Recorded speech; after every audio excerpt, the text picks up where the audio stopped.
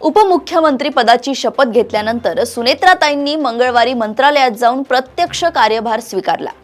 मंत्रिमंडळाच्या बैठकीला त्या उपस्थित राहिल्या आणि नंतर रात्री दिल्लीला रवाना झाल्या। दिल्लीत बुधवारी त्यांनी पंतप्रधान मोदी आणि गृहमंत्री अमित शहांची भेट घेतली। यावेळी त्यांच्यासोबत प्रफुल्ल पटेल आणि सुनील तटकरे देखील उपस्थित होते। शरद पवार गटातील काही नेत्यांनी दोन्ही राष्ट्रवादीच्या विलीनीकरणात खोडे घालणारे विलन म्हणून सातत्याने प्रफुल्ल पटेल आणि सुनील तटकरेंचे नाव घेतले आहे। सुनेत्राताई दिल्लीत याच दोन नेत्यांच्या बरोबरीने वावरत होत्या।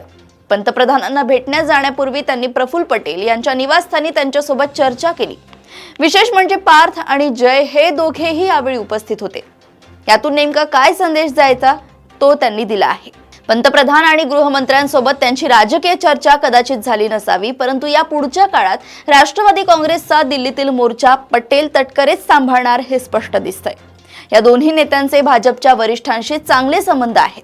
शिवाय या दोन्ही नेत्यांची कायमच म्हणजे राष्ट्रवादी एकसंध असतानाही भाजप सोबत जुळवून घ्यावे अशीच भूमिका मांडली होती। या पृष्ठभूमीवर सध्या तरी सुनेत्राताईंनी विलीनीकरणाचा विषय बाजूला ठेवल्याचं दिसतंय।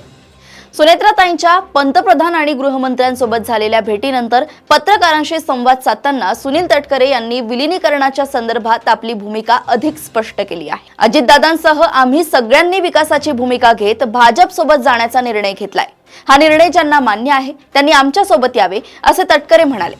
शरद पवार गटाने कोणतीही अट न ठेवता त्यांचा पक्ष दादांच्या पक्षात विलीन करावा हेच त्यांना अप्रत्यक्षरित्या सूचित करायचे होते। थोडक्यात काय तर आता दादा गटाकडून हळूहळू आपले पत्ते उघड केले जात आहेत।